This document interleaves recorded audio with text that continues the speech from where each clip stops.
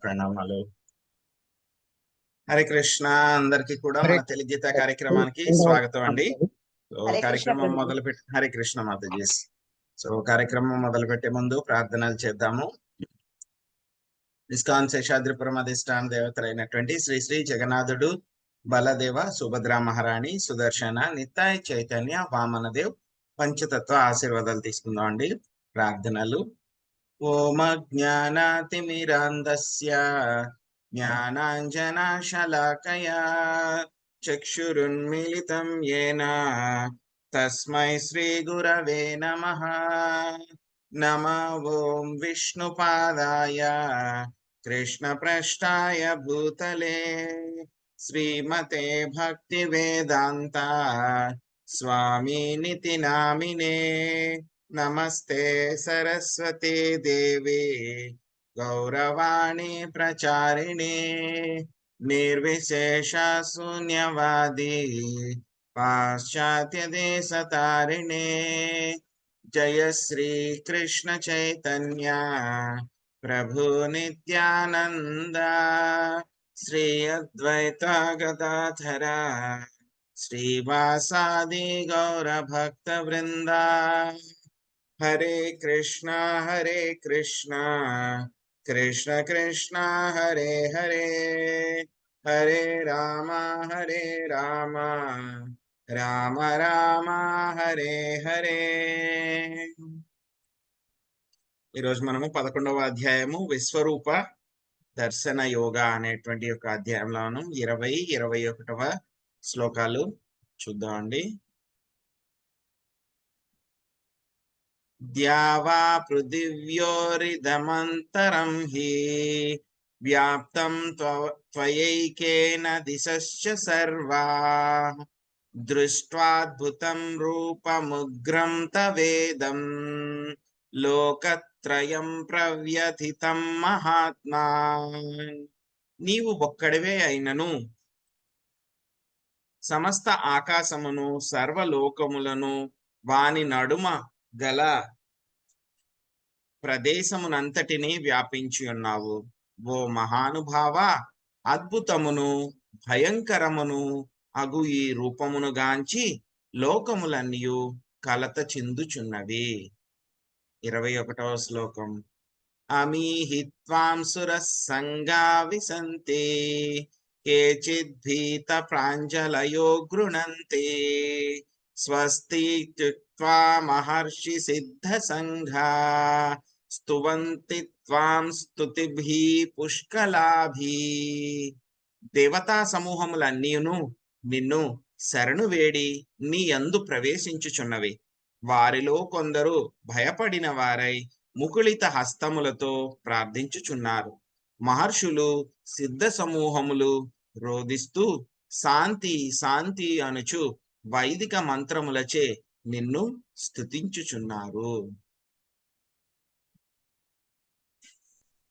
హరే కృష్ణ.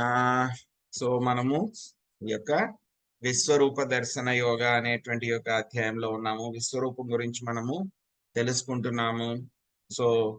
మనం చూసాం అన్నమాట ఇంతకు ముందు శ్లోకాల్లో మనకి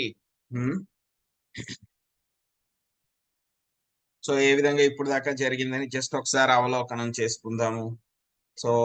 అర్జునుడు విశ్వరూపాన్ని చూపించండి, అదే విధంగా మీ యొక్క విభూతులన్నీ కూడా ఏ విధంగా ప్రవర్తిస్తున్నాయి వాటిని నేను చూడాలని అనుకుంటున్నాను. సృష్టిలో మీరు ఏ విధంగా ప్రవేశించారు అనేటువంటి విషయాలు చెప్పండి అని స్వామిని అడిగినప్పుడు అర్జునుడికి స్వామి చెప్తారనమాట. నేను నా యొక్క విశ్వరూపాన్ని చూపించబోతున్నాను. నీకు ప్రస్తుతం ఉన్నటువంటి ఆ యొక్క కన్నులు ఏవైతే ఉన్నాయో మెటీరియల్ ఐస్ అన్నమాట, భౌతిక పరమైనటువంటి కళ్ళతోటి నువ్వు చూడలేవు కాబట్టి నీకు ఆధ్యాత్మికమైనటువంటి కళ్ళు కావాలి. ఆ దివ్య దృష్టిని నీకు ప్రసాదిస్తున్నాను అని చెప్పారు. ఆ తర్వాత ఏం చేశారు, సంజయుడు ఆ యొక్క విశ్వరూపం గురించి ఆయన యొక్క రియలైజేషన్ ఏమిటి, ఎలా ఉంది అనేటువంటి విషయాల్ని సంజయుడు చెప్పారు. చెప్పిన తర్వాత అర్జునుడు ఆ యొక్క విశ్వరూపాన్ని అంతా కూడా అన్నమాట, అర్జునుడు ఏం చూస్తున్నారు విశ్వరూపాన్ని. అప్పటిదాకా అర్జునుడికి కృష్ణుడికి మధ్య ఉన్నటువంటి సంబంధము స్టార్టింగ్ లో ఎలాగుంది, సంబంధము ఫ్రెండ్షిప్ ఉంది. ఆ తర్వాత వాళ్ళిద్దరి మధ్య ఉన్నటువంటి సంబంధం ఎలా మారింది? గురు శిష్య సంబంధం కింద మారింది. ఆ తర్వాత ఎప్పుడైతే స్వామి విశ్వరూపాన్ని చూపించడం మొదలుపెడుతున్నారో, అర్జునుడికి ఉన్నటువంటి మొట్టమొదటి భావన, రసం ఏం కలిగింది? అద్భుత రసము. అద్భుతంగా ఆయనకి అనిపించిందనమాట. ఆ తర్వాత మనకి ఈ యొక్క 19వ శ్లోకం నుంచి 25వ శ్లోకం వరకు కూడా స్వామి ఈ యొక్క కాల రూపాన్ని గురించి ఆయన చూపిస్తున్నారనమాట. ఈ యొక్క కాల రూపం. సో 15వ శ్లోకం నుంచి కూడా మనం చూసాం, విశ్వరూపంలో అర్జునుడు ఏం చూశానని చెప్పారు? మొత్తం ఆయన యొక్క శరీరంలో ఎవరైతే దేవతలు ఎవరైతే ఉన్నారు, బ్రహ్మదేవుడు ఉన్నారు, సో అదే విధంగా మిగతా దేవతలందరూ కూడా ఉన్నారు. మొత్తం 14 లోకాలని కూడా ఆయన చూశారు. ఆ యొక్క కమలం సీట్, ఆ యొక్క కమల ఆసనం పైన బ్రహ్మదేవుడు ఏ విధంగా కూర్చున్నారు, మిగతా దేవతలు, గొప్ప గొప్ప ఋషులు, మునులు, దివ్యమైనటువంటి నాగులు, గర్భోదక సాయి విష్ణువు, వాళ్ళందరినీ కూడా చూశారు. సో ఆ తర్వాత ఏం చేశారు? చాలా ఆ యొక్క విశ్వరూపం అనేటువంటిది చాలా అనంతంగా ఉన్నాయి. ఎన్నో భుజాలు, ఎన్నో ఆ నోరులు, ఎన్నో కళ్ళు, అదే విధంగా ఎన్నో ఉదరాలు, ఇవన్నీ కూడా ఉన్నాయి. మొత్తము అదేంటంటే మనకి 3D ఒకటే తెలుసు, కానీ ఇది ఏం డియో కూడా మనకు తెలియదనమాట. సో ఎక్కడ చూస్తున్నా సరే అవే కనిపిస్తున్నాయి. వాటికి అంతు అనేటువంటిది దొరకట్లేదు అసల. సో దానిలో ఎక్కడి నుంచి మొదలైంది, ఎక్కడ అంతమవుతుంది, ఏది మధ్య అని చెప్పేసి ఏమీ కూడా చెప్పలేకపోతున్నారు. సో అంత అద్భుతంగా ఈ యొక్క విశ్వరూపము ఉందన్నమాట. సో ఇంకా అర్జునుడు చెప్తున్నారు, ఎంత అర్జునుడికి ఏంటి, దివ్య దృష్టి ఇచ్చారు స్వామి. దివ్య దృష్టి ఇచ్చినా సరే ఎంత ప్రకాశవంతంగా ఉంది అని అంటే కనుక చాలా చాలా ప్రకాశవంతంగా ఉంది. వెలిగిపోతోందనమాట. దైదీప్యమానంగా వెలిగిపోతోందనమాట. సో ఇంకా ఏమున్నాయంట, స్వామి ఎన్నో రకాలైనటువంటి కిరీటాలు, ఎన్నో గదలు, ఎన్నో చక్రాలు. సో ఎక్కడ చూసినా సరే దీప్తిమంతం. మొత్తం అంతా కూడా వెలిగిపోతూ వెలిగిపోతూ ఉందన్నమాట. అంత అద్భుతంగా ఉంది. అది ఎలాగుంది, ఒకవైపు కాదు, మొత్తం అన్ని వైపులా అన్నమాట. సో ఆ యొక్క వెలుతురుని ఎవరైనా కొలవాలి. మనం కూడా వెలుతురుని కొలుస్తాం సైన్స్ లో, క్యాండిల్స్ అంటారు దాన్ని. సో ఎంత వెలుతురు ఉంది అని చెప్పేసి, అది కూడా ఒక గొప్ప సైన్స్ అన్నమాట, ఒక టెక్నాలజీ అది కూడా. సో ఎంత వెలుతురు ఉండాలి, ఏ రూమ్ కి ఎంత వెలుతురు ఉండాలి, ఎక్కడ ఎంత లైట్ పెట్టాలి, ఇవన్నీ కూడా ఒక టెక్నాలజీ ఉంది. సో కానీ దాన్ని ఏం చేస్తారు, వాళ్ళందరూ కూడా కొలుస్తారు అన్నమాట. వెలుతురుని వాళ్ళు క్యాండిల్స్ అని కొలుస్తారు.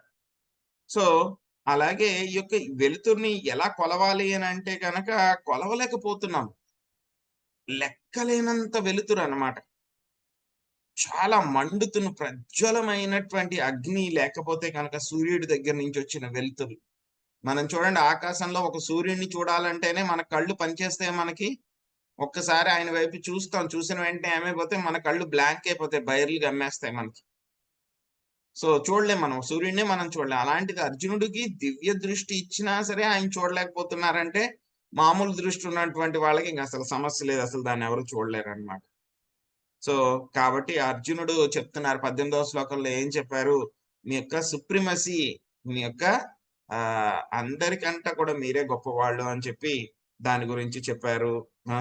మీకు అంతు అనేటువంటిది లేదు, మీరు అవ్యయము, ఖర్చయిపోవడం అనేటువంటిది లేదు. సో మొత్తం యొక్క ధర్మాన్ని అంతా కూడా మీరే పరిరక్షిస్తున్నారు. అన్నింటికీ కూడా మూలాధారం మీరే. అన్నిటికీ కూడా మూలాధారం మీరే, చిట్ట చివరి ఆధారం కూడా మీరే. మొత్తము యొక్క విశ్వం అంతా కూడా నాశనం అయిపోయిన తర్వాత కూడా మూలం మీరే. సో అదే విధంగా అందరికీ కూడా మీరే పొందవలసినటువంటి వాళ్ళు మీరే. సో ఎవరైతే కనుక ముక్తిని పొందాలి అని అనుకుంటున్నారో వాళ్ళు తెలుసుకోవాల్సింది కూడా మీరే అని చెప్పి అంతా కూడా మొత్తం చెప్పారనమాట. సో అందరికంటే కూడా మీరు అనాది, చాలా అందరికంటే కూడా ముందున్నటువంటి వ్యక్తి మీరే అని చెప్పి అర్జునుడు అంతా కూడా చెప్పేశారు. కన్క్లూషన్ అంతా చెప్పిన తర్వాత స్వామి మళ్ళీ ఇప్పుడు 19వ శ్లోకం నుంచి మళ్ళీ కాల రూపాన్ని చూపించడం మొదలు పెట్టారనమాట. కాల రూపాన్ని చూపించడం మొదలు పెట్టారు. సో ఏం చెప్తున్నారు, మీకు మూలం అనేటువంటిది లేదు, మధ్య అనేటువంటిది కూడా లేదు, అనాది మధ్య ఆంతము. సో చివరి అనేటువంటిది కూడా లేదు. సో మీ యొక్క శక్తి అనేటువంటిది ఏమిటి? లెక్కలేనటువంటిది, అన్లిమిటెడ్, అనంత వీర్యం. మీ యొక్క శక్తిని ఎవరు కూడా లెక్కలేరు. అనంతదేవుడు ఆయన స్వామి యొక్క శక్తుల్ని కొలుద్దాము, లెక్క పెడదాము అని చెప్పేసి ఆయన సృష్టి ప్రారంభం నుంచి ఒక తలతో కాదు, కొన్ని వేల తలలతోటి ఆయన చెప్తూనే ఉన్నాడు, కీర్తిస్తూనే ఉన్నాడు ఆయన. కానీ ఇప్పటికీ కూడా ఇంకా పూర్తి అవ్వలేదంట, ఇంకా జరుగుతూనే ఉందంట ఆయన ఆ యొక్క శక్తుల్ని కీర్తించడం అనేటువంటిది. అనంత బాహుం. సో ఆయన ఎలా ఉన్నారు? ఎన్నో లెక్కలేనటువంటి భుజాలతోటి, చేతులతోటి ఆయన ఉన్నారు. శశి సూర్య నేత్రం. సూర్యచంద్రులు ఇద్దరు కూడా ఆయనకి కళ్ళు. ఎలా ఉందంట? ఆయన యొక్క నోటిలోంచి చాలా భయంకరమైనటువంటి అగ్ని ఆయన నోటిలోంచి వస్తుందంట. ఆ అగ్ని ఏం చేస్తోందంట? మొత్తం విశ్వాలనన్నింటినీ కూడా దహించి వేస్తూ ఉందంట. సో ఇది మనం 19వ శ్లోకం దాకా మనం చూసాం, ఆ యొక్క విశ్వరూపంలో అర్జునుడు ఏం చూశారని చెప్పేసి. ఈ రోజు శ్లోకాల్లో ఏం చెప్తున్నారు? మొత్తం ప్రతి చోట కూడా మీరే ఉన్నారు, నీ ఒక్కడివే అయినను సమస్త ఆకాశమును లోకములను, మొత్తం అన్ని ఆకాశాలు లోకాలు వాటి మధ్యలో ఉన్నటువంటి ప్రదేశం ఏదైతే ఉందో అక్కడ ప్రతి చోట కూడా మీరు వ్యాపించి ఉన్నారు. అంటే దీని అర్థం ఏంటి? ఆ యొక్క కాల ప్రభావము ప్రతి చోట కూడా ఉంది. కాల ప్రభావం ప్రతి చోట కూడా ఉంది. ఇదే మనకి స్వామి చెప్పారు ఇంతకు ముందు కూడా. ఆ బ్రహ్మ భువనార్లోక పునరావర్తినోర్జున మాముపేత్యంతు కౌంతేయ పునర్జన్మన విద్యతే. ఇదే విషయాన్ని మనకి ఇంతకుముందు స్వామి చెప్పేశారు. ఆ బ్రహ్మ భువనార్లోక, బ్రహ్మలోకం దగ్గర నుంచి కింద ఉన్నటువంటి పాతాళ లోకం వరకు కూడాను మొత్తం 14 లోకాల్లో కూడా ఎక్కడికి వెళ్ళినా సరే ఏముంటుందంట? పునరావర్తినోర్జున. సో అవన్నీ కూడా మళ్ళీ సృష్టించబడుతూ ఉంటే ప్రతి చోట కూడా ఏముంది? యొక్క మరణము పుట్టుక ఈ రెండు కూడా ఉన్నాయి. యొక్క మరణం పుట్టుక రెండు కూడా ఉన్నాయి. అందుకే అర్జునుడు ఏం చెప్తున్నారు? ఈ యొక్క శ్లోకంలో మనకి చెప్పారు, ఏం చెప్పారు? ఒక్కడవే అయినను సమస్త ఆకాశమును సర్వలోకములను మరియు వాని నడుమగల ప్రదేశమునంతటినీ వ్యాపించి ఉన్నావు. వ్యాపించి ఉన్నావు అంటే ఏంటి? ఆయన ఉన్నారని కాదు, ఆయన యొక్క శక్తి అయినటువంటి టైం, కాల ప్రభావము ప్రతి చోట కూడా ఉంది. ఆకాశంలో కూడా ఉంది, బ్రహ్మలోకంలో కూడా ఉంది, పాతాళ లోకంలో కూడా ఉంది, నరక లోకంలో కూడా ఉంది, భూలోకంలో కూడా ఉంది. ప్రతి చోట కూడా ఈ యొక్క భౌతిక ప్రపంచంలో స్వామి యొక్క శక్తి ప్రతిదీ కూడా ఆ యొక్క కాలం యొక్క ఆధీనంలోనే ఉంది. సో ఇంకేం చెప్తున్నారు? ఆ యొక్క కాల ప్రభావము అద్భుతము, భయంకరము అయినటువంటి ఈ రూపాన్ని చూసి లోకాలన్నీ కూడా కలత చెందుతున్నాయి. లోకాలన్నీ కూడా కలత చెందుతూ ఉన్నాయి. సో ఆ యొక్క కాలం యొక్క రూపం ఎలా ఉందంట? చాలా భయంకరంగాను అద్భుతంగా కూడా ఉందంట ఆ యొక్క కాలం యొక్క రూపం. సో లోకాలన్నీ చూడడము అని అంటే కనుక ఎలా అంటే మరి ఎలా తెలుస్తుంది? కాల ప్రభావం ఉంది అని చెప్పి మనకు తెలుసు, కానీ మనం కాలాన్ని చూస్తున్నామా? చూడగలుగుతున్నామా? చూడలేకపోతున్నాం మనం. అలా మనం గడియారం పెట్టుకుంటాము, గడియారం పెట్టుకుంటే దాంట్లో ఆ చిన్న ముళ్ళు పెద్ద ముళ్ళు అవి కదులుతూ ఉంటాయి. అవి కదులుతూ ఉంటే కనుక కాలం అయిపోతుంది అని చెప్పి మనకు తెలుస్తుంది. ఇదివరకైతే గనక ఈ గడియారాలు అవన్నీ కూడా లేవు కాబట్టి వాళ్ళేం చేసేవారు? ఆకాశంలోకి చూసేవారు. చూసి సూర్యుడు ఎక్కడున్నాడు? ఎటువైపు ఉన్నాడు? ఎంత దూరంలో ఉన్నాడు? అని చెప్పేసి వాళ్ళు ఆ యొక్క సమయాన్ని చెప్పగలిగేటువంటి వాళ్ళు. సో సూర్యుడు తూర్పున ఉదయిస్తే ఉదయము, పడమర అస్తమిస్తే గనక రాత్రి, సాయంత్రం అయిపోయింది అని చెప్పేసి వాళ్ళు లెక్కపెట్టి మధ్యలో ఉన్నటువంటి కాలాన్ని కూడా వాళ్ళు లెక్క పెట్టగలిగేవాళ్ళు. కానీ ఏం చెప్తున్నారు ఇక్కడ? అద్భుతము, భయంకరమైనటువంటి యొక్క రూపాన్ని చూసి కాల మొత్తం లోకాలన్నీ కూడా కలత చెందుతున్నాయి అని చెప్తున్నారు. అంటే మనం అర్థం చేసుకోవాల్సింది ఏంటంటే కనుక అర్జునుడితో పాటు ఈ యొక్క విశ్వరూపాన్ని ఇంకా కొంతమంది చూస్తున్నారు. అర్జునుడు ఒక్కడే కాదు ఈ యొక్క విశ్వరూపాన్ని చూస్తుంది. కురుక్షేత్ర రణరంగంలో అయితే గనక ఓన్లీ సంజయుడు అర్జునుడు మాత్రమే చూస్తున్నారు. కానీ ఉన్నత లోకాల్లో ఎవరైతే పవిత్ర ఆత్మలు ఎవరైతే ఉన్నారో, పుణ్యాత్ములు ఎవరైతే ఉన్నారో, భక్తులు ఎవరైతే ఉన్నారో వాళ్ళు కూడా ఈ యొక్క స్వామి యొక్క విశ్వరూపాన్ని వాళ్ళందరూ కూడా చూస్తున్నారు. వాళ్ళందరికీ కూడా అర్జునుడికి ఇచ్చినట్లుగానే వాళ్ళందరికీ కూడా దివ్య దృష్టి ఇవ్వబడింది. సో కాబట్టి వాళ్ళందరూ కూడా యొక్క చూస్తున్నారు, యొక్క విశ్వరూపాన్ని చూసి అటువంటి వాళ్ళు చూసినటువంటి గొప్ప వాళ్ళు ఎవరైతే ఉన్నారో వాళ్ళందరూ కూడా ఏం చేస్తున్నారు, భయపడిపోతున్నారు. ఇంకా ఎలా ఉందంటే అది చాలా అద్భుతంగా ఉన్నది. ఇంకా తర్వాత శ్లోకంలో చెప్తున్నారు, ఏం చెప్తున్నారు, దేవతా సమూహాలు ఎవరైతే ఉన్నారో వాళ్ళందరూ కూడా యొక్క రూపాన్ని చూసి భయపడిపోయి వాళ్ళు ఏం చేస్తున్నారు, నీకు శరణు వేడుతున్నారు, శరణు వేడి నీలో ప్రవేశిస్తున్నారు. యొక్క కాలానికి, కాల భయంకరమైనటువంటి కాల రూపానికి వాళ్ళు శరణు. కొంతమంది ఏమన్నారంట, కొంతమంది ఏమైపోయారంట, చాలా భయపడిపోతూ ఉన్నారంట. భయపడిపోతూ ఆ యొక్క దేవతలందరూ కూడా వాళ్ళకి యొక్క కాల రూపానికి, ఆ యొక్క విశ్వరూపానికి వాళ్ళందరూ కూడా ప్రార్థనలు చేసేస్తున్నారు. ఎందుకంటే పైలోకాల్లో ఉన్నటువంటి వాళ్ళందరూ కూడా భక్తులే, స్వామి యొక్క భక్తులే వాళ్ళందరూ కూడా. భక్తులకి కష్టం వచ్చిందంటే కనుక ఎవరి దగ్గరికి వెళ్తారు, కృష్ణుడి దగ్గరికే వెళ్తారు. భయం వేసినా ఎవరి దగ్గరికి వెళ్తారు, కృష్ణుడి దగ్గరికే వెళ్తారు. ఆనందం వచ్చినా ఎవరి దగ్గరికి వెళ్తారు, కృష్ణుడి దగ్గరికే వెళ్తారు.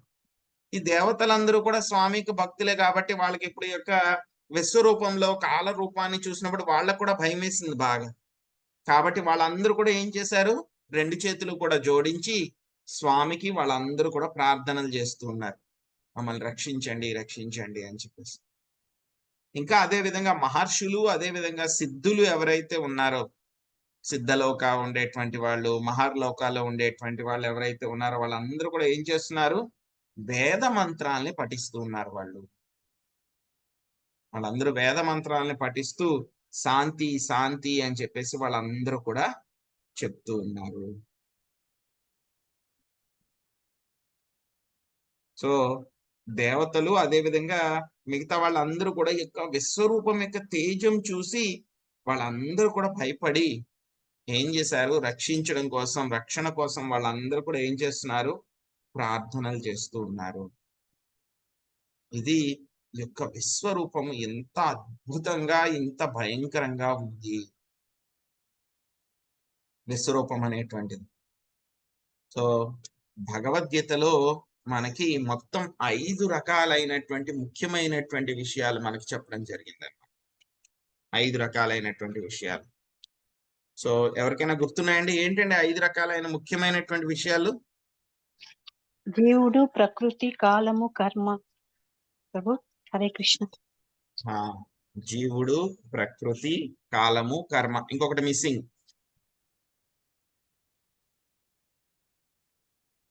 ఇది పురుషుడు ప్రభుజీ, పరమాత్మ. క్లోజ్ క్లోజ్, పరమాత్మ కరెక్టే. సో ఈశ్వర, ఈశ్వర భగవంతుడు అన్నమాట. సో మొత్తం 5 రకాలైనటువంటి ముఖ్య విషయాలు భగవద్గీత వింటున్నాము. ఏం నేర్చుకున్నావయ్యా నువ్వు భగవద్గీతలో? భగవద్గీతలో మొత్తం ఏ సబ్జెక్టుల గురించి చెప్పారు అని అంటే కనుక వెంటనే మనం చెప్పగలగాలి. 5 రకాలైనటువంటి ముఖ్య విషయాలు. సో మనకి రెండవసారి భగవద్గీత స్టార్ట్ అయినప్పుడు ఉత్తమస్త మాతాజీ కూడా ఈ విషయాల్ని చక్కగా వర్ణించారు. అవంతా కూడా గుర్తుపెట్టుకోవాలి. మనం భగవద్గీతలో ఏం నేర్చుకున్నారయ్యా అంటే కనుక ఫ్లోలో వెళ్ళిపోవడం కాదు. ఏం నేర్చుకున్నాం, మొత్తం 5 ముఖ్య విషయాలు ఏమిటి? ఈశ్వర అంటే భగవంతుడి గురించి, ఈశ్వరుడి గురించి. రెండవ విషయము ప్రకృతి, భౌతిక ప్రకృతి, ఈ భౌతిక ప్రపంచము, ఏ విధంగా ఈ ప్రకృతి అంతా కూడా మనకి నడుస్తుంది. తర్వాత మూడవ విషయము జీవుడు, మనందరం అన్నమాట. మనందరం అంటే మనుషులే కాదు, జంతువులు, వృక్షాలు, పక్షులు, ఏవైతే గనక ఆత్మలు ఏవైతే ఉన్నాయో అవన్నీ కూడా జీవులు. జీవుల గురించి చెప్పడం జరిగింది. తర్వాత 4వ విషయం, ముఖ్యమైనటువంటి విషయము కాలము. యొక్క భౌతిక ప్రపంచంలో ఉన్నటువంటి భౌతిక ప్రపంచంలో మాత్రమే యొక్క కాలం ఉంటుంది. ఆధ్యాత్మిక ప్రపంచం మీద కాలం యొక్క ప్రభావం ఏమీ ఉండదు. భౌతిక ప్రపంచంలో మాత్రమే కాలం ఉంటుంది. ఇంకా 5వది కర్మ. కర్మ అంటే కనుక దాని గురించి మనం కర్మయోగంలో 5వ అధ్యాయము 3వ అధ్యాయము వీటన్నిటి గురించి కూడా మనం చాలా చర్చించుకున్నాం యొక్క కర్మ గురించి. కానీ యొక్క కాలం గురించి మనము కొంచెం, ఎందుకంటే కనుక ఇప్పుడు మనం కాలం గురించి చెప్పుకుంటున్నాం కదా ఈ పర్టికులర్ సెక్షన్ లో. సో కాలం గురించి మనం కొంచెం చర్చించుకోవడానికి ప్రయత్నిద్దాం. సో ఇప్పుడు మనం 11వ అధ్యాయంలోకి వచ్చేసాం మనం. సో కాబట్టి ఇప్పటిదాకా భగవద్గీతలో కాలం గురించి ఎక్కడ చెప్పారండి అని అంటే కనుక మనకి 8వ అధ్యాయంలో చెప్పారు మనకి స్వామి. కాలం మంచి సమయము, అదేవిధంగా చెడు సమయము. ఏ పాయింట్ ఆఫ్ వ్యూలో చెప్పారు మనకి గుర్తు చేసుకోవడానికి ప్రయత్నించండి. యోగుల గురించి చెప్పారు. యోగులు వాళ్ళు ఏం చేస్తారు, మొత్తము వాళ్ళ యొక్క ప్రాణవాయువునంతా కూడా ఏం చేస్తారు, మొత్తము కింద ఉన్నటువంటి షట్చక్రాలు అన్నమాట. సో వాటి నుంచి ఒక్కొక్క లెవెల్ నుంచి కూడా వాళ్ళు కుండలిని చక్ర, మూలాధార చక్ర, సో అలాగ మొత్తం అంతా కూడా తీసుకొచ్చి ఏం చేస్తారు, పైన ఉన్నటువంటి ఆజ్ఞా చక్రానికి తీసుకుని వచ్చి వాళ్ళు బ్రహ్మరంధ్రాన్ని వాళ్ళు పగలగొట్టి ఏం చేస్తారు, యోగులు యొక్క భౌతిక ప్రపంచాన్ని వదిలిపెడతారు. సో ఎవరైతే కనుక ధూమో రాత్రో చెప్పారు అక్కడంతా కూడా, కృష్ణపక్షము శుక్లపక్షము. సో ఎవరైతే కనుక పగటి పక్షంలో ఉన్నటువంటి వాళ్ళు, వెలుతురులో ఉన్నటువంటి వాళ్ళు డైరెక్ట్ గా ఎక్కడికి వెళ్తారు, ఆధ్యాత్మిక ప్రపంచానికి వెళ్తారు, ఆస్పిషియస్ టైం. ఎవరైతే గనక మంచి సమయం కాదో ఆ సమయంలో వెళ్ళినటువంటి వాళ్ళు ఏమంటారు, చంద్రమండలానికి వెళ్తారు, స్వర్గలోకాలకు వెళ్తారు. కానీ ఏం చేస్తారు, మళ్ళీ వెనక్కి ఇక్కడికే భూలోకానికి మళ్ళీ వాళ్ళు వెనక్కి వస్తారు అని చెప్పి మనకు చెప్పారు. అదేవిధంగా సహస్రయుగ పర్యంతం అని చెప్పి బ్రహ్మదేవుడి యొక్క ఆయుర్దాయం గురించి మనకు చెప్పారు. సో అది హయ్యెస్ట్ టైం యొక్క భౌతిక ప్రపంచంలో ఒక విశ్వంలో ఎంతసేపు మాక్సిమం ఒక వ్యక్తి జీవించగలడు అంటే కనుక అది బ్రహ్మదేవుడి యొక్క ఆయుర్దాయం అన్నమాట. 1000 యుగా సైకిల్స్ అన్నమాట. సో అన్ని సంవత్సరాలు బ్రహ్మదేవుడు జీవించగలడు. బ్రహ్మదేవుడి యొక్క సమయం గురించి అంతా కూడా మనము 8వ అధ్యాయము 17వ శ్లోకంలో మనం వచ్చినప్పుడు మనం చర్చించుకున్నాం. సో ఆ తర్వాత మళ్ళీ ఏం చెప్పాం మనం, కాలం ప్రభావం గురించి మనం ఎక్కడ చెప్పుకున్నాం, మనం 9వ అధ్యాయంలో మళ్ళీ చెప్పుకున్నాం, 7వ శ్లోకం 8వ శ్లోకంలో అన్నమాట. ఈ యొక్క భౌతిక ప్రపంచం అంతా కూడా ఏమవుతుంది, మళ్ళీ సృష్టించబడుతూ ఉంటుంది, మళ్ళీ నాశనము చేయబడుతూ ఉంటుంది అని చెప్పేసి మనం చెప్పుకున్నాం. మనం 9వ అధ్యాయంలో 7వ శ్లోకంలో చెప్పుకున్నాం. మనం ఏం చెప్పుకున్నాం అక్కడ, మనము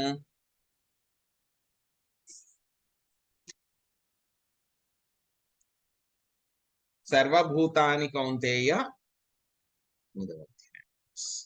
సర్వభూతాని కౌంతేయ ప్రకృతిం యాంతి మామకం కల్పక్షయే పునఃస్థాని కల్పాదౌ విసృజామ్యహం. సో కల్పారంభమున నేనే నా శక్తిచే తిరిగి సృజింతును. సో ఎప్పుడైతే కనుక కల్పం అంతం అయిపోతుందో మొత్తం భౌతిక సృష్టిలన్నీ కూడా నాయందే మొత్తం అవన్నీ కూడా ప్రవేశిస్తాయి అని చెప్పారు. సో ఈ విధంగా కాలం గురించి ఇప్పటిదాకా మనం చెప్పుకున్నామని. మరి కాలం అన్నారు, మరి కాలం ఎలా తెలుస్తుంది వెళ్ళిపోతోంది అని చెప్పేసి మనకి. సో కాలం అందరికీ ఒకటే కదా. మరి ఏమంటారు మనకి శాస్త్రాల్లో ఏం చెప్తారు, భక్తుల పైన కాల ప్రభావం ఉండదు అని అంటారు. మరి భక్తులు కూడా వాళ్ళు ముసలి వాళ్ళు అవుతున్నారు, భక్తులకి కూడా వృద్ధాప్యం వస్తుంది. భక్తి మొదలు పెడితే ఎవరైనా సరే యంగేజ్ లో అలాగే ఉండిపోతున్నారా, స్వీట్ 16 లాగా 20 years లాగా, లేకపోతే 30-40 years లాగా అలాగే ఉండిపోతున్నారు. వాళ్ళ ముసలి వాళ్ళు అవ్వట్లేదా, వాళ్ళకి బర్త్డేలు రావట్లేదా? మరి మనకి ఏం చెప్తున్నారు, శాస్త్రాల్లో చెప్తున్నారు, ఏం చెప్తున్నారు, భక్తుల మీద దేవాది దేవుడి మీద కాల ప్రభావం ఉండదు అంటున్నారు. మరి ఇది ఎలా సాధ్యమవుతుంది? దీని గురించి మనకి శ్రీమద్ భాగవతంలో 2వ అధ్యాయం 2వ స్కందము 3వ అధ్యాయంలో 17వ శ్లోకంలో ఒక చక్కని శ్లోకం చెప్తారనమాట. ఎవరు? సుఖదేవ గోస్వామి చెప్తారు. ఏం చెప్తారు ఆయన? ఆయుర్హరతి వై పుంసాం బుద్ధ్యాన్నష్టాన్ చ యాన్నసౌ తస్యార్థే యత్క్షణానీత ఉత్తమ శ్లోక వార్తయా. ఏంటి? ఆయుర్హరతి వై పుంసాం. ఏమవుతుందంట? ప్రతిరోజు కూడాను ఉదయాన్నష్టాన్ చయాన్నసౌ. సో సూర్యుడు ఏం చేస్తూ ఉంటాడు? ఆయన ప్రతిరోజు కూడా ఉదయిస్తూ ఉంటాడు. సాయంత్రం ఏం చేస్తూ ఉంటాడు? ఆయన అస్తమిస్తూ ఉంటాడు. ఉద్యాన్నష్టాన్ చయాన్నసౌ. సో ఇలా చేయటం మూలంగా ఏం చేసేస్తున్నాడు? ఆయన నష్టం చేసేస్తున్నాడు, నాశనం చేసేస్తున్నాడు. ఏంటంటే అది ఆయుర్హరతి వైపుంసాం. మనందరూ జీవులందరి యొక్క ఆయుష్నంతా కూడా ఆయన ఏం చేస్తున్నాడు? కట్ చేసేసుకుని తీసుకెళ్ళిపోతూ ఉన్నాడు. మనకు 100 సంవత్సరాలు ఉండాలి అనుకోండి, ఏం చేస్తున్నాడు ఆయన? ప్రతిరోజు కూడా ఒక్కొక్క రోజున ఆ యొక్క సమయాన్ని కట్ చేసుకుని ఆయన తీసుకెళ్ళిపోతూ ఉన్నాడు. ఎవరి కోసం ఆగదు కాలం అనేటువంటిది. Time and tide wait for none. ఎవరి కోసం ఆగదు. సూర్యుడిని ఆగండి, ఈ రోజు సండే కదా కొంచెం రెస్ట్ తీసుకోండి అంటే కనుక ఆయన రెస్ట్ తీసుకుంటాడు? ఆగుతాడా? ఆగడు. ఆయన ఎవరి కోసం కూడా ఆయన ఆగడు. వెళ్తూనే ఉంటాడు ఆయన. కాలం ఆయన సూర్యుడు వెళ్తూనే ఉంటాడు. ఉదయం కరెక్ట్ టైంకి ఆయన సూర్యోదయం అవుతుంది, మళ్ళీ కరెక్ట్ టైంకి ఆయన యొక్క అస్తమయం అవుతుంది. ఇలా చేయటం మూలంగా మనకేమవుతుంది అంటే కనుక మన యొక్క ఆయుష్ తగ్గిపోతుంది. ఏదో నేను బర్త్డే చేసుకున్నాను, నేను ఈరోజు నా బర్త్డే వచ్చింది, సెలబ్రేషన్ చేసేసుకుంటాను, పెద్ద పార్టీ ఇస్తాను, గ్రాండ్ గలా అని చెప్పేసి అందరూ కూడా ఏదో కేకులు కట్ చేయడము, అర్ధరాత్రులు లేవడము, గంతులు వేయడము, అవి చేయడం ఇవి చేయడం చేస్తున్నారు. ఏం చేస్తున్నారు వాళ్ళు? ఆయుర్హరతి. ఏమైంది వాళ్ళకి? వాళ్ళ దగ్గర ఉన్న ఆయుష్ 1 సంవత్సరం. వాడి జీవితంలో 1 సంవత్సరం పోయింది. వాడేం పొందట్లేదు గొప్ప విషయాన్ని. వాడు పోగొట్టుకున్నాడు.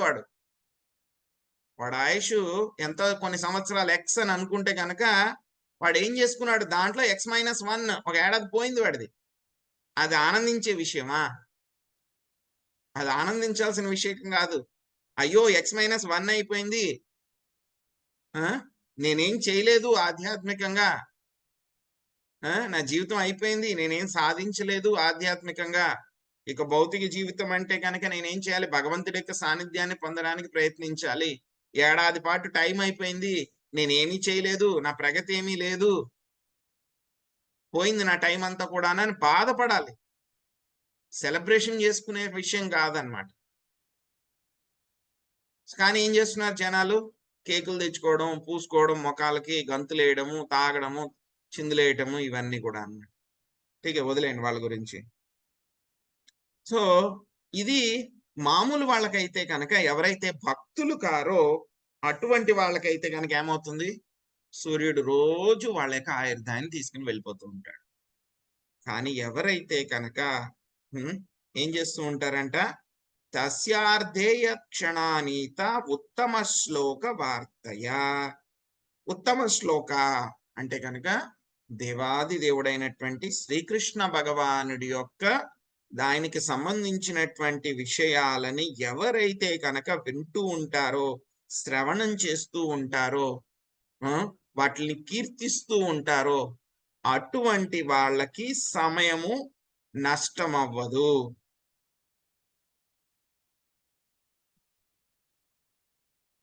ఆయుష్ అనేటువంటిది క్షీణం. ఆయుక్షీణం అనేటువంటిది ఎవరైతే కనుక దేవాది దేవుడి గురించి వింటూ ఉంటారో వాళ్ళకి ఆయుక్షీణము అవ్వదు. అదేంటి శ్లోకంలో ఇలా చెప్తున్నారు? భక్తులకి ఏమైనా వేరేగా ఉంటుందా టైము? భక్తులకి సూర్యుడు ఉదయించడా? భక్తుడికి సూర్యుడు అస్తమించడా? ఓన్లీ నాన్ డివోటీస్ కి, ఎవరైతే వేరే వాళ్ళు ఉన్నారో వాళ్ళకి మాత్రమే ఆయుక్షీణం అవుతుందా? భక్తులకు ఆయుక్షీణం అవుతుంది కదా. భక్తులు కూడా చనిపోతున్నారు కదా, భక్తులకి కూడా వృద్ధాప్యం వస్తుంది కదా. మరేంటిది ఇలా అంటారు? భక్తులకి తప్పితే కనుక ఎవరైతే కనుక ఉత్తమ శ్లోక వార్తయా, ఉత్తమ శ్లోకుడికి సంబంధించినటువంటి వార్తల్ని మాత్రం ఎవరైతే వింటారో వాళ్ళకి ఆయుక్షీణం ఉండదు అంటున్నారు. ఇదేంటి? ఎలా పాసిబుల్? ఒక చిన్న ఎగ్జాంపుల్ చూద్దాం. 2 స్నేహితులు ఉన్నారనుకోండి. 2 స్నేహితులు ఒకేసారి వాళ్ళిద్దరు కూడా ఉద్యోగంలో జాయిన్ అయ్యారు.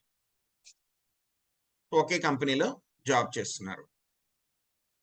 సో ఇద్దరికి కూడా నెలకి ఏమవుతుంది, ఒక 10,000 ఇస్తున్నారు అనుకోండి జీతం. 10,000 జీతం ఇస్తున్నారు.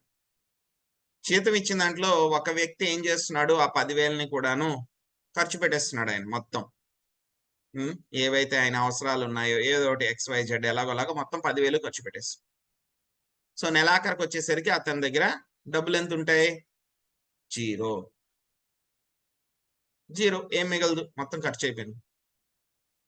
రెండో వ్యక్తి ఉన్నాడు. ఈ రెండో వ్యక్తి ఏం చేస్తున్నాడు, అతని దగ్గర ఉన్నటువంటి డబ్బుల్లో కొంచెం అవసరాల కోసం ఎంతైతే కావాలో ఉంచుకుని ఒక 2,000 3,000 ఖర్చు పెట్టుకుని మిగతా 7,000 ఏం చేస్తున్నాడు, ఎక్కడో చోట ఇన్వెస్ట్ చేసేసాడు. బ్యాంక్లో FDలో ఏదో ఒకటి పెట్టుకు వేసేసాడు. నెలాఖరు వచ్చేసరికి ఇతని దగ్గర, రెండవ వ్యక్తి దగ్గర కూడా డబ్బులు ఎంత ఉన్నాయి, జీరో. డబ్బులు ఎంత ఉన్నాయి, జీరో. అతని దగ్గర కూడా అయిపోయినాయి, ఖర్చు అయిపోయినాయి. మొదటి వ్యక్తి అన్ని రకాలకి ఖర్చు పెట్టేశాడు, ఆయన దగ్గర డబ్బులు అయిపోయినాయి. రెండో వ్యక్తి ఆయన దగ్గర కూడా డబ్బులు ఖర్చు పెట్టేశాడు, కానీ ఏం చేశాడు, వాటిని ఇన్వెస్ట్ చేశాడు. సో రెండో వ్యక్తి దగ్గర డబ్బులు మొత్తం పూర్తిగా పోయినట్ట ఉన్నట్ట? రెండో వ్యక్తి దగ్గర డబ్బులు పూర్తిగా ఖర్చు అయిపోయినాయా, ఉన్నాయా? ఉన్నట్టే ప్రభుజీ. ఎలా ఉన్నాయి? ఇన్వెస్ట్ చేసుకున్నాడు తన దానికి, కిందనే ఉంటాయి. సో ఇన్వెస్ట్ చేస్తున్నాడు కాబట్టి ఏంటి, ఎప్పుడైనా కావాలంటే వాడుకోవచ్చు, తెచ్చుకోవచ్చు మళ్ళీ వాటిని. ఇంకా అది పెరుగుతూ ఉంటుంది, ఇంకా చెప్పాలంటే కనుక పెరుగుతూ ఉంటుంది. అతని డబ్బులు స్టాగ్నేట్ అవ్వవు, ఇంకా పెరుగుతూ ఉంటాయి, అవి ప్యారలల్ గా పెరుగుతూ ఉంటాయి. అలాగే భక్తులు కూడా ఏం చేస్తారు, భక్తులకి కూడా 24 గంటలే, అభక్తులకు కూడా 24 గంటలే. కొన్ని విషయాలు మనం కంపల్సరీగా చేయాల్సినటువంటి, సో 24 గంటలు అభక్తులు ఏం చేస్తూ ఉంటారు, భక్తి లేనటువంటి వాళ్ళు టీవీలు చూడడము, సినిమాలు చూడడము, గాసిపులు చేయడము, షాపింగ్లు చేయడము, ఏదో ఉద్యోగాలు చేసుకోవడము, వాటికి వీటికి అంత ఖర్చు పెట్టేస్తూ ఉంటారు. మొత్తం వాళ్ళ దగ్గర ఉన్న ఒక రోజు అంతా అయిపోతుంది, 24 అవర్స్ వాళ్ళకు కూడా అయిపోతుంది. భక్తులకి ఏం చేస్తారు, భక్తులు ఉదయాన్నే లేస్తారు, లేచి భగవంతుడి కోసం మొట్టమొదటిగా చేసేటువంటి పని భగవంతుడి కోసం టైం స్పెండ్ చేస్తారు. సో భక్తులు కూడా కొన్ని పనులు చేయాలి, ఎందుకంటే కాలకృత్యాలు తీర్చుకోవడం, స్నానం చేయటం, అవి ఎవరికైనా కామన్, భక్తులకైనా అభక్తులకైనా సరే. సో భక్తులు కూడా ఏం చేయాలి, వాళ్ళు కూడా ఉద్యోగాలు చేసుకోవాలి, బయటికి వెళ్ళాలి, సో ఏదో పనులు చేసుకోవాలి, వాళ్ళు కూడా షాపింగ్ చేసుకోవాలి, ఎందుకంటే ఏవో అవసరాలు ఉంటాయి, బట్టలు అవి ఇవి సామాన్లు, పచారీ సామాన్లు అవి ఇవి కొనుక్కోవాలి, వాళ్ళు కూడా దానికి సమయం స్పెండ్ చేయాలి. సో కానీ ఎంతైతే కనుక సమయం మిగులుతుందో వీటికి అన్నిటికీ కూడా ఖర్చు పెట్టుకున్న తర్వాత ఎంత సమయం అయితే మిగులుతుందో అదంతా కూడా ఏం చేస్తారు, భక్తులంతా కూడా ఉత్తమ శ్లోక వార్తయా ఏం చేస్తూ ఉంటారు, తస్యార్థేయ క్షణానిత ఉత్తమ శ్లోక వార్తయా. ఆ శ్రీకృష్ణ భగవానుడికి ఆయన దగ్గర వీళ్ళ టైం అంతా కూడా తీసుకెళ్లి ఆయన దగ్గర ఇన్వెస్ట్ చేసేస్తున్నారు. ఏం చేసేస్తున్నారు, మన దగ్గర ఎంతైతే కనుక టైం మిగులుతుందో, మిగిలిన తర్వాత ఆ టైం అంతా కూడా తీసుకెళ్లి ఏం చేస్తున్నారు, ఎలా అయితే కనుక వాడు బ్యాంక్ లో పెట్టుకున్నాడో డబ్బులు మిగిలిన అంతా కూడాను భక్తులు కూడా ఏం చేసేస్తున్నారు, ఆ టైం ఏదైతే మిగిలిందో అంతా కూడా తీసుకెళ్లి స్వామి దగ్గర పెట్టేస్తున్నారు. స్వామికి జపం చేయటము, స్వామికి సేవ చేయడము, ఆయన గురించి కీర్తన వినడము, కీర్తన చేయడము, సంకీర్తన చేయడము, టెంపుల్ కి వెళ్ళడము, తీర్థయాత్రలకి వెళ్ళడము, ఆయన గురించి ఆలోచించడము, మొత్తం టైంని వాళ్ళకి మిగిలిన టైం అంతా కూడా తీసుకెళ్లి స్వామి దగ్గర ఇన్వెస్ట్ చేస్తారు. సో భక్తులు కూడా అయిపోయినాయి 24 గంటలు, ఆ భక్తులు కూడా 24 గంటలు అయిపోయింది. కానీ భక్తులు ఏం చేశారు, వాళ్ళ టైం అంతా కూడా ఇన్వెస్ట్ చేసేసారు. సో ఎలా అయితే గనక వీడికి ఇన్వెస్ట్ చేసిన డబ్బులు అంతా కూడా ఏదో ఒక రోజు చివరిలో రిటైర్మెంట్ అప్పుడు వాడికి మళ్ళీ ఎలాగైతే ఉపయోగానికి వస్తాయో, అలాగే భక్తులు కూడా ఏ టైం అయితే కనుక స్వామి కోసం ఇన్వెస్ట్ చేస్తున్నారో ఆ టైం మూలంగా ఏమవుతుంది, వాళ్ళకి ఒక రోజు దే విల్ బి ఎటర్నల్, వాళ్ళకి ఇంకా మరణం అనేటువంటిది ఉండదు. వాళ్ళకి ఏమైపోతుంది, సమయం ఆగిపోతుంది. దానికి వాళ్ళు ప్రయత్నం చేస్తున్నారు, ఇన్వెస్ట్ చేస్తున్నారు ఇప్పటి నుంచి. సో అందుకే ఈ శ్లోకంలో ఏం చెప్పారు, ఎవరైతే కనుక ఉత్తమ శ్లోక వార్తలను వింటూ ఉంటారో వాళ్ళ మీద కాల ప్రభావం ఉండదు. అవును, ఉండదు వాళ్ళ మీద.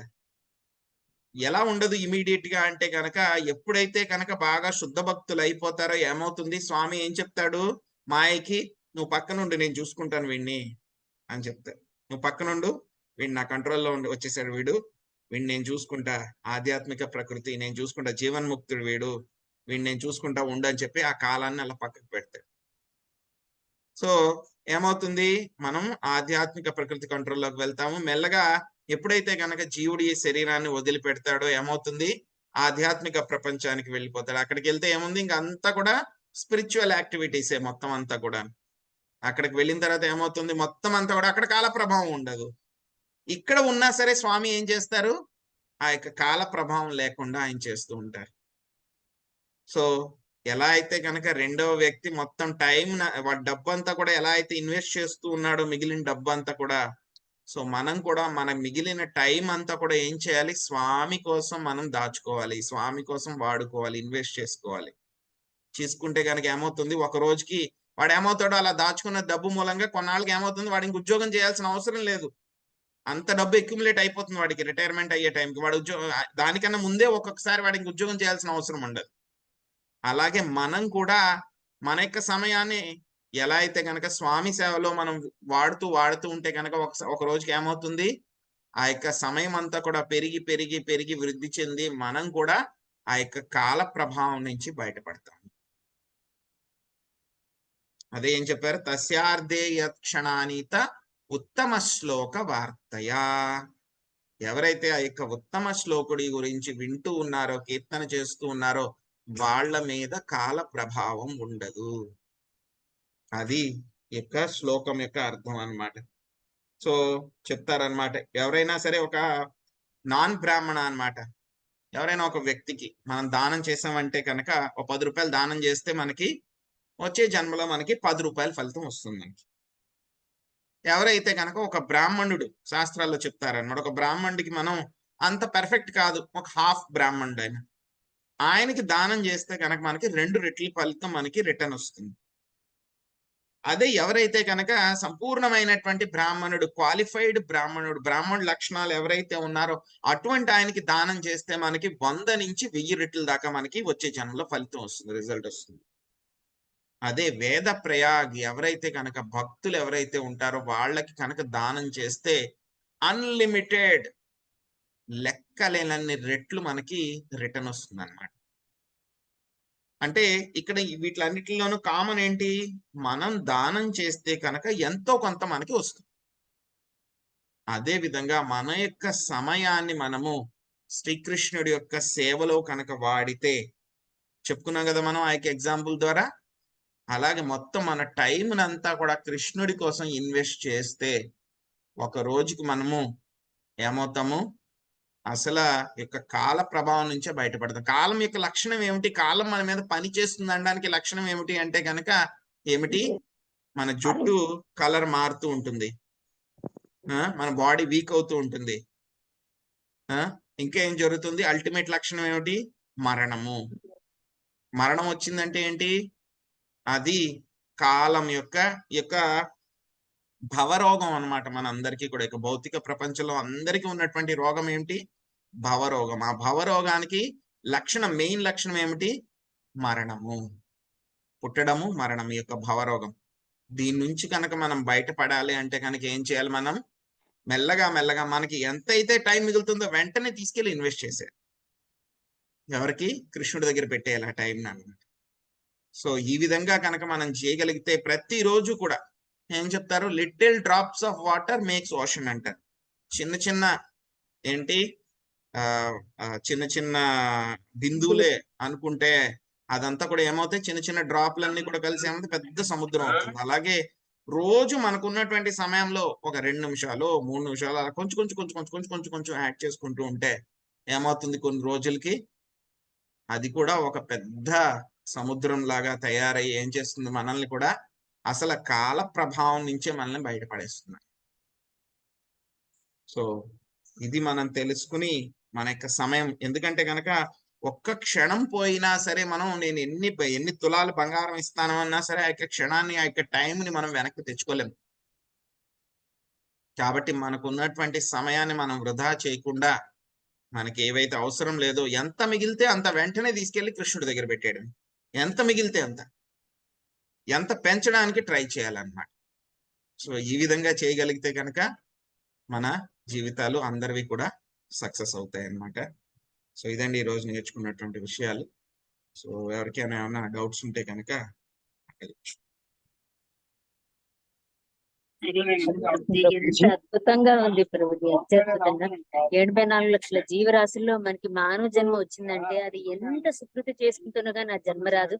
ఈ వచ్చిన జన్మలో ప్రతి ఒక్క సెకండ్ ఎంత అమూల్యమైనదో దాన్ని ఇంత కూడా వృధా చేసుకోకుండా మనం దాన్ని సద్వినియోగపరుచుకుంటే మనము ఇంకా పురోగమించగలుగుతామని చాలా చాలా అద్భుతంగా చెప్పారు ప్రభుజీ.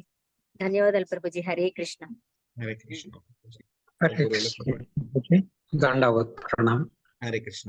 కాలం ఎలా హరించుతుంది, దాన్ని ఎలా దాచుకోవాలి, ఎవరి దగ్గర దాచాలి, దాన్ని అందువల్ల భక్తుడు ఎలా ఎటర్నల్ పొందుతాడు, మామూలు లౌకికుడు ఎలా కాలాన్ని వేస్ట్ చేసి మరణం పొందుతాడు అనే విషయానికి చాలా చక్కనైనటువంటి సరళమైన ఉదాహరణలతో మమ్మల్ని ఉద్ధరించారు. హరే కృష్ణ. ధన్యవాదాలు. హరే కృష్ణ ప్రభుజీ. ప్రభుజీ మమ్మల్ని చాలా ఇన్స్పైర్ చేశారు ప్రభుజీ. ఈ రోజు క్లాస్ లో చాలా చాలా ఇన్స్పైర్ చేశారు. ధన్యవాదాలు ప్రభుజీ. హరే కృష్ణ. హరే కృష్ణ ప్రభుజీ. Thank you Prabhuji. హరే కృష్ణ నిజంగా నాకు ప్రభుజీ. కూడా ఇన్స్పిరేషన్ గా ఉంది. ఇంకా వేస్ట్ చేయకూడదు భక్తులందరం అని అంటున్నారు ప్రభుజీ. మళ్ళీ హరే కృష్ణ. సో నా కోసం కూడా ప్రార్థించండి మీరు అందరూ కూడా. నేను కూడా టైం వేస్ట్ చేయకూడదు అని please pray for me also. Prabhuji మీరు చెప్తున్నారంటే ఖచ్చితంగా ఆచరణలో పెట్టి చెబుతారు ప్రభుజీ. ఖచ్చితంగా ప్రభుజీ. అలాగేం లేదండి. హరే కృష్ణ. ప్రభుజీ మూడు ప్రభుజీ. ప్రభుజీ చిన్న సందేహం. ఇప్పుడు బ్రాహ్మణుల వంశస్థులు కాకుండా నార్మల్ గా ఉంటారు కదా, అంటే వేరే సమ్ అదర్ క్యాస్ట్లలో, అలాంటి వాళ్ళు అంటే శుద్ధ భక్తులు అయితే వాళ్ళకి కూడా మీరు అన్నట్టు దానం చేస్తే మంచిది. కానీ ఒకవేళ బ్రాహ్మణుల కుటుంబంలో పుట్టినా కూడా కొంతమంది ఇప్పుడున్న బయట ప్రపంచంలో సరిగా ఉండట్లేదు కదా ప్రభుజీ. బ్రాహ్మణులు అందరూ కూడా శుద్ధంగా ఏమి ఉండట్లేదు కదా. మన దానము అనేది చేసేటప్పుడు వాళ్ళు ఎలాంటి వాళ్ళు అని తెలుసుకొనే చేయాలి కదా. లేదు అంటే మనకి దాన ఫలితం అనేది ఉండదు, మనం ఇంకా అపాత్ర దానం చేసినట్టు అవుతుంది కదా ప్రభుజీ. బ్రాహ్మణుడే అని చూడకూడదు కదా మనం, అంటే అక్కడ వాళ్ళ క్వాలిటీస్ చూడాలి. క్వాలిటీస్ చూడాలి. ఓకే. హరే కృష్ణ ప్రభుజీ. హరే కృష్ణ. హరే కృష్ణ. హరే కృష్ణ. ప్రభుజీ కొన్ని సందర్భాల్లో మనకి ఎట్లుంటదంటే అక్కడ పరిస్థితి, అక్కడ వాళ్ళని చూసి మనము వెనక్కి లాక్కునే పరిస్థితి ఉండదు, ఖచ్చితంగా ఇవ్వాల్సిన పరిస్థితి వస్తుంది కదా ప్రభుజీ. అటువంటి సందర్భాల్లో భగవంతుని ప్రీత్యర్థంగా సమర్పిస్తున్నామన్న భావంతో ఇవ్వచ్చు కదా ప్రభుజీ. ఇంకా అలాంటి సిచ్యువేషన్స్ వస్తే ఇంక మరి కృష్ణార్పణం అని చెప్పేసి స్వామి మీద భారం వేయడం. ఎస్ ప్రభుజీ. ఇంకా అలాంటి పరిస్థితులు ఒక్కసారి కొన్ని సందర్భాల్లో తారసపడతా ఉంటాయి ప్రభుజీ. అప్పుడు ఎటువంటి స్టెప్ తీసుకోవాలో అర్థం కాకుండా కొద్దిగా ఊగిసలాడినట్టుగా అవుతుంది ప్రభుజీ. సో అందుకని చూడండి, కృష్ణార్పణం అని చెప్పేసి ఇంకా చేయడం అంతే మాతాజీ. ఓం తత్సత్. Okay Prabhuji. Thank you Prabhuji. Hare Krishna. Hare Krishna. Hare Krishna Prabhuji. Hare Krishna. విశ్వం గురించి భగవద్గీత క్లాసు విన్నారు, ఏం నేర్చుకున్నారు అని అంటే చెప్పారు. 8 ఎన్నో చెప్పారు ప్రభుజీ. అవి ఏంటో చెప్పారా ఒకసారి? 5 టాపిక్స్ మాతాజీ. సో ఒకటి మొట్టమొదటిది ఈశ్వర అన్నమాట. ఈశ్వర అంటే కనుక భగవంతుడి గురించి. సో రెండవది ప్రకృతి, భౌతిక ప్రపంచం గురించి. మూడవది జీవుడు గురించి. నాలుగవది కాలం గురించి. ఐదవది కర్మ. 5 రకాలైనటువంటి విషయాలు, వాటికి మధ్య ఉన్నటువంటి అవినాభావ సంబంధాలు, అవి ఎలాగ యాక్ట్ అవుతాయి అనేటువంటి విషయాలు మొత్తం భగవద్గీతలో అంతా క్లియర్ గా చెప్పడం జరిగిందన్న. హరే కృష్ణ ప్రభుజీ. ధన్యవాదాలు ప్రభుజీ. హరే కృష్ణ. హరే కృష్ణ. హరే కృష్ణ ప్రభుజీ. హరే కృష్ణ ప్రభుజీ. అది దానాలు అంటే ఇప్పుడు భక్తులకు కూడా ఇప్పుడు చెప్పారు కదా, అనేక రకాలుగా అనేక జనాలకి భక్తులకు కూడా ఏ రకమైన దానాలు చేయాలి? సో దాని గురించి మనకి శ్రీమద్ భాగవతంలో చెప్పారనమాట. సో మనం ఏదైనా సరే యజ్ఞం చేస్తూ ఉన్నాం అనుకోండి, యజ్ఞం ఎవరి ప్రీత్యర్థం చేస్తాం మనము? శ్రీకృష్ణ దేవి భగవానుడి యొక్క యజ్ఞోవై విష్ణువు మనం 3వ అధ్యాయంలో తెలుసుకున్నాం. విష్ణువు యొక్క ప్రీతి కోసం మనము ఏం చేస్తాం? ఈ యొక్క యజ్ఞాలన్నీ కూడా చేస్తాం. సో యజ్ఞం చేసేటప్పుడు ఏం చేస్తాం? మనం అగ్నిలో మనం ఆహుతులన్నీ కూడా మనం సమర్పిస్తూ ఉంటాం. ఓకే, సో ఆహుతులన్నీ కూడా అగ్ని ద్వారా మనము శ్రీకృష్ణ భగవానుడికి ఇస్తూ ఉన్నాం. దానికంటే కూడా ఉత్తమమైనటువంటిది ఏంటంటే కనుక ఎవరైతే కనుక వైష్ణవులు ఉంటారో వాళ్ళకి కనుక మనం భోజనం పెట్టగలిగితే కనుక అది స్వామి చెప్తారనమాట, వైష్ణవుల యొక్క నోటి ద్వారా నేను ఆహుతులన్నిటినీ కూడా ఆహారాన్ని స్వీకరిస్తాను అని చెప్తారనమాట స్వామి. సో చాలా బెస్ట్ ఏమిటి అంటే కనుక వైష్ణవులకి మనము ఈ యొక్క వాళ్ళకి భోజనం పెట్టడం అనేటువంటిది. భోజనం పెడితే కనుక డైరెక్ట్ గా మనం శ్రీకృష్ణ భగవానుడికి భోజనం పెట్టినట్టే అన్నమాట. అవే కాకుండా ఇంకా చాలా ఇది ఒక విషయము. ఇంకా మనము టెంపుల్ కన్స్ట్రక్షన్ కోసం అని చెప్పేసి టెంపుల్ కన్స్ట్రక్షన్ కూడా చెప్తారనమాట. ఎవరైతే కనుక విష్ణు మందిరాన్ని నిర్మించడానికి ఎవరైతే కనుక వాళ్ళు దానం చేస్తారో సహాయం చేస్తారో ఏమవుతుందంట, వాళ్ళ యొక్క ఇల్లు వైకుంఠంలో ప్యారలల్ గా రెడీ అయిపోతూ ఉంటుందంట. సో కాబట్టి సో వైష్ణవులకి అదే విధంగా ఏదైతే కనుక వైష్ణవుల యొక్క ప్రచారం కోసం ఉపయోగపడే కార్యక్రమాలు ఏవైతే ఉంటాయో, సో ఎలా అయితే కనుక మనం సమయాన్ని స్వామి యొక్క సేవలో ఉపయోగించాలో అదే విధంగా మన దగ్గర ఉన్నటువంటి రిసోర్సెస్ అన్నమాట, ఆర్థిక వనరులు ఏవైతే ఉన్నాయో వాటిని కూడా మనము కుదిరినంత వరకు ఎంత ఎక్కువైతే కనుక అంత ఎక్కువ. సో యాక్చువల్ గా స్టాండర్డ్ అయితే కనుక రూపగోస్వామి చెప్పారు 50% ఏం చేయాలి, డైరెక్ట్ గా ఇచ్చేసేయాలి ఎవరికి, మనం సంపాదించిన దాంట్లో అన్నమాట. సో మనం అంత చేయలేం కాబట్టి, సో మనం ఇంకా అంత లెవెల్కి వెళ్ళలేదు కాబట్టి కనీసం ఒక 10% అయినా సరే మనము చేయడానికి, మన యొక్క ఇన్కమ్ లో 10% అయినా సరే మనము భగవంతుడి సేవలో ఉపయోగించడానికి మనం ప్రయత్నించాలి. అంటే మనము టెంపుల్కి వెళ్తాం కదా ప్రభుజీ, యాత్రలు పుణ్యక్షేత్రాలు, అక్కడ హుండీలలో వేస్తే సరిపోతుంది కదా. చూడండి మీరు అది మీ యొక్క ప్రతిదీ కూడా ఎక్స్ప్లెయిన్ చేయలేవండి. మీకు ఇక్కడ ప్రిన్సిపల్ మాత్రమే చెప్తాం, ప్రిన్సిపల్ చెప్తాము, దాన్ని ఎలాగ ప్రాక్టికల్ గా ఇంప్లిమెంట్ చేయాలి అని చెప్పి మీరు ఆలోచించుకోండి. మీ విజ్ఞతకి సంబంధించింది అది. ప్రతిదీ కూడా ఇలా చేయాలి అలా చేయాలని చెప్పి 100% ఎవరు చెప్పలేరు కదా. ఇక్కడ ప్రిన్సిపల్ చెప్పాం మీకు, సో దాన్ని ఎలా ఇంప్లిమెంట్ చేయాలని చెప్పి మీరు ఆలోచించి చేయండి. చాలా బాగుంది ప్రభుజీ. భక్తులకు ఈ రూపంగా అంటే మనం యజ్ఞంతో సమానమైనటువంటి భక్తులకు సేవ చేయడం, భక్తులకు మనము భోజన సౌకర్యాలు, అనేక సౌకర్యాలు దైవానికి అంటే కృష్ణ భగవానుని రూపంలో ఉన్న భక్తులకు చేయడం అనేది ఎంతో ఫలితం ఇస్తుంది అనేది చెప్పారు కాబట్టి చాలా కొత్త విషయం నేర్చుకున్నాను, తెలుసుకున్నాను ప్రభుజీ. ధన్యవాదాలు ప్రభుజీ. చాలా ముఖ్యమైనది, స్వామి యజ్ఞం చేసేదానికన్నా కూడా వైష్ణవులకి భోజనం పెడితే గనక స్వామి డైరెక్ట్ గా తీసుకుంటారంట. సో మొన్నే మాకు 4th క్యాంటోలో వచ్చింది అనమాట ఈ యొక్క విషయం. చెప్తారు ఎవరు, 4 కుమారులు చెప్తారనమాట ఈ యొక్క విషయాన్ని అన్నమాట.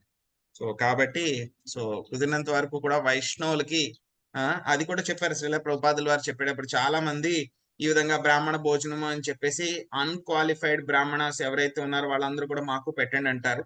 సో కాబట్టి మీరు చూసుకుని ఎవరైతే కనుక శుద్ధ భక్తులు ఎవరైతే ఉన్నారో అటువంటి వాళ్ళకి పెడితే కనుక, అలాగని చెప్పేసి మిగతా వాళ్ళకి పెట్టద్దని కాదు, విష్ణు ప్రసాదం ఎవరికి పెట్టినా సరే చాలా పుణ్యం వస్తుంది మనకి. బట్ బ్రాహ్మణులకి కనుక యొక్క గొప్ప బ్రాహ్మణుల కంటే కూడా గొప్ప వైష్ణవులు ఎవరైతే ఉంటారో, శుద్ధ భక్తులు ఎవరైతే ఉంటారో మనకు తెలీదు. ఎందుకంటే కనుక ఒక వ్యక్తి మామూలు సాధారణంగా కనిపించవచ్చు, మనకి పెద్ద ఎలివేటెడ్ గా కూడా ఉండకపోవచ్చు, కానీ ఆయన లోపల ఎంతో గొప్ప భక్తుడై ఉండొచ్చు, మనకు తెలియదు అవన్నీ కూడా. సో మనం ఏదో ఈయన ఇలా ఉన్నాడు, అందరూ ఆయనకి గౌరవిస్తున్నారు కాబట్టి ఆయన గొప్ప భక్తుడు, ఆయనకే పెడతాను నేను, మిగతా వాళ్ళకి పెట్టనంటే చెప్పలేం మనం. సో ఎందుకంటే కనుక భక్తులు ఎప్పుడు కూడా వాళ్ళ యొక్క భక్తి అంతా కూడా బయటికి చూపించుకోరు, దాచుకుంటారు అన్నమాట వాళ్ళు. సో ఎవరు ఎంత గొప్ప భక్తుడు, ఆయన ఎంత ఎలివేటెడ్ పర్సన్ అని ఎవరు కూడా మనం చెప్పలేము అది, అన్లెస్ వాళ్ళు చూపిస్తే గానీ ఆ యొక్క లక్షణాలని. కాబట్టి ఇన్ జనరల్ ఏం చేయాలి, భక్తులందరికీ కూడా మనము ఆ యొక్క ప్రసాదాన్ని ఇవ్వడానికి ప్రయత్నించాలి. ఏమో అందులో శుద్ధ భక్తులు ఎవరో ఒకళ్ళు ఉంటారు, సో మామూలు భక్తులకి ఇచ్చినా సరే అది కూడా కృష్ణుడికి ఇష్టం కాబట్టి. సో భక్తులకి మనం ప్రసాదం ఇస్తే కనుక ఏంటి, అది భగవంతుడికి డైరెక్ట్ గా మనం ఆహారం పెట్టినట్టే అన్నమాట.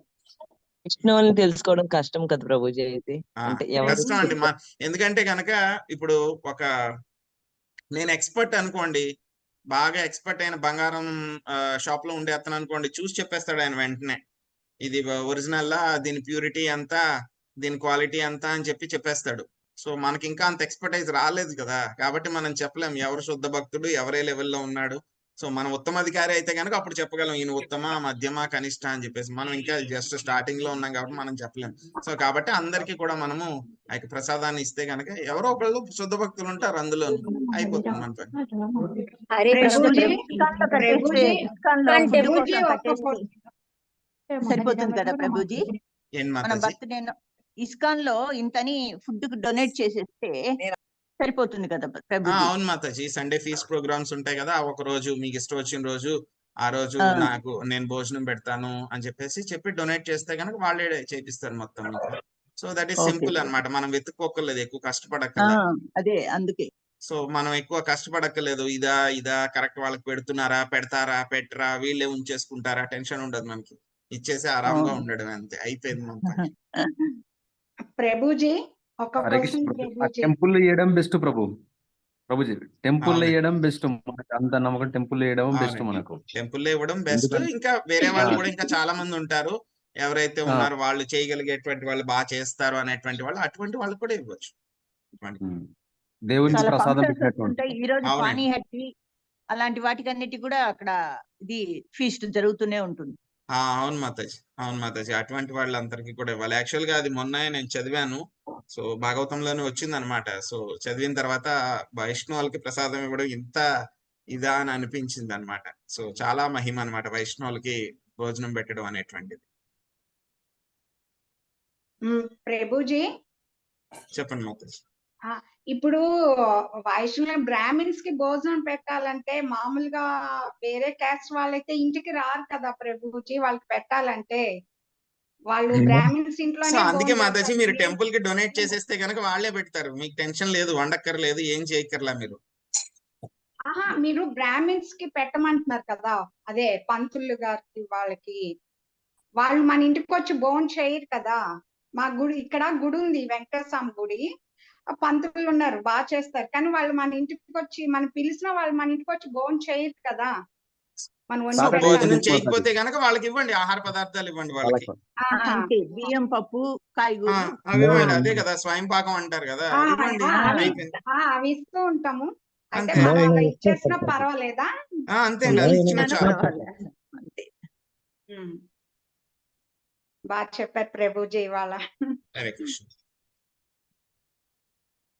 ప్రభుజీ మేము ప్రతిరోజు అమృత